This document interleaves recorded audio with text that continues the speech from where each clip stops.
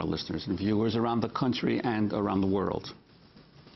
Senator John McCain is denying a New York Times report alleging questionable ties with a female Washington lobbyist. The Times reported Thursday that during his 2000 run for the White House, McCain repeatedly wrote letters to government regulators on behalf of clients of the telecommunications lobbyist Vicki Eisman. McCain served as chair of the Senate Commerce Committee at the time. The Times also reports that aides to McCain were concerned the senator was having a romantic affair with the lobbyist. McCain and Eisman have denied having any romantic relationship. But former McCain aides said the senator acknowledged behaving inappropriately and pledged to keep his distance from Eisman. On Thursday, McCain denied the story at a campaign stop in Ohio.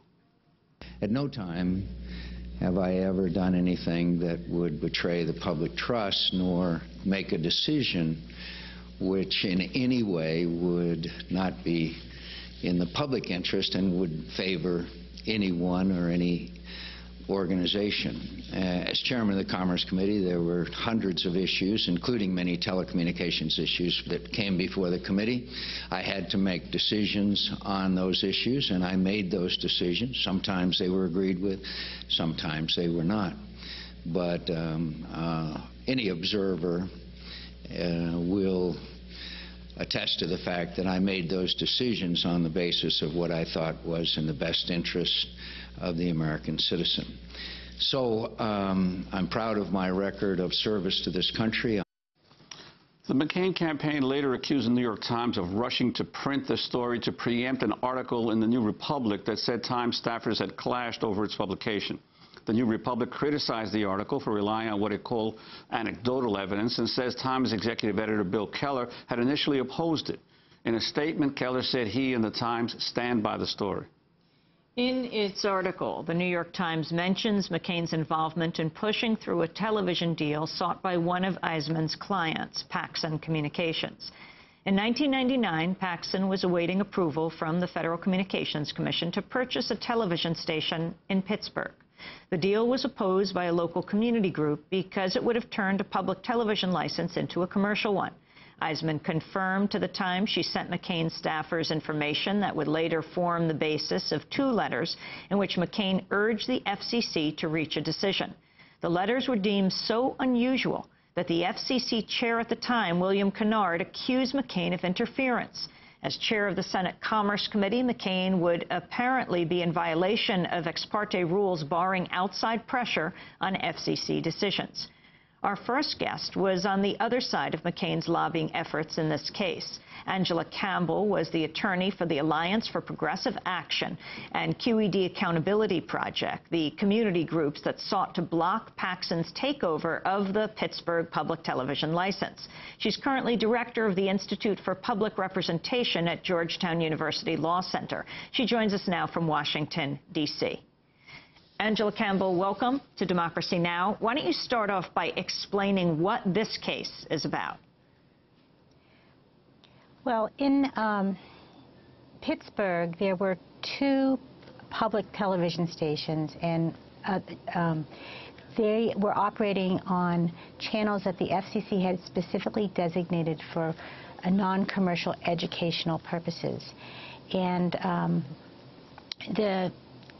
they were both operated by the same organization, WQED, and they had run into financial difficulties, and so they were seeking to sell one of the stations. And in order to sell the station to a commercial operator, they had to get FCC approval to de-reserve the station, that is, to make it into a commercial station instead of a non-commercial station. And my clients were very opposed to this.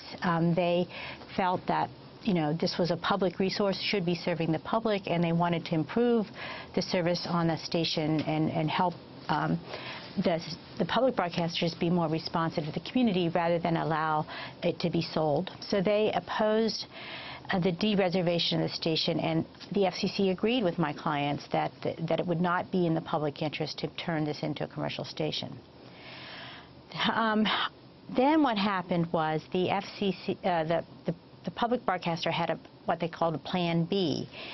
It was sort of complicated, so let me explain. Take a few minutes to explain it. There was another station in the market Channel 40 that was a religious station, but it was not a reserve station, it was a commercial station. And the operator of that station was Cornerstone. So they had a deal where if the FCC disapproved their first plan, they would swap the station with Cornerstone so that Cornerstone would end up operating on the non-commercial station, and then WQED would have a commercial station that they would then sell to Paxson. And so my clients challenged that whole deal at the Federal Communications Commission by filing what was called a petition to deny. That's something that any citizens in the community can file if there's a transfer of a license that they think would not serve the public interest. Now, Angela Campbell, as I understand it, this was running into, this has started around 97, was running into late 99, and there was a deadline for the end of the year of 99 for a deal to be reached or the whole thing would fall through. That's when suddenly Senator McCain sent some letters to the FCC basically pressuring them to make a decision. Could you talk about that? That's right. Well, there had been, it was very controversial at the FCC, and I think they were really having trouble approving it because they had actually asked, the main obstacle was that Cornerstone wasn't, in our view, qualified to be a non-commercial licensee because their programming wasn't educational, it wasn't non-commercial, and they didn't broadly serve the community. But we didn't find this out until December 15th, that the day that the Commission actually approved the deal. We found out that Senator McCain had sent two letters, one in November and one in December, urging the first one urged the FCC to act on or before December 15th, which was when the FCC was going to hold their public meeting.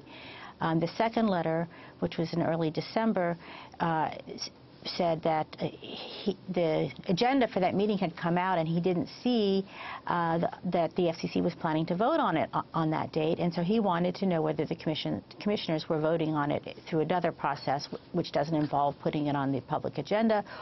And he asked each commissioner to write to him by the close of business on December 14th whether they had voted the item, and if not, why they had not voted the item. And this was highly unusual for a chairman of the committee to ask that specifically to each commissioner whether they had voted. And that's why the chairman, Kennard, in his response, raised concerns about it. And another commissioner, Commissioner Gloria Tristani, actually said she thought it was improper and she was not going to report to the senator how, whether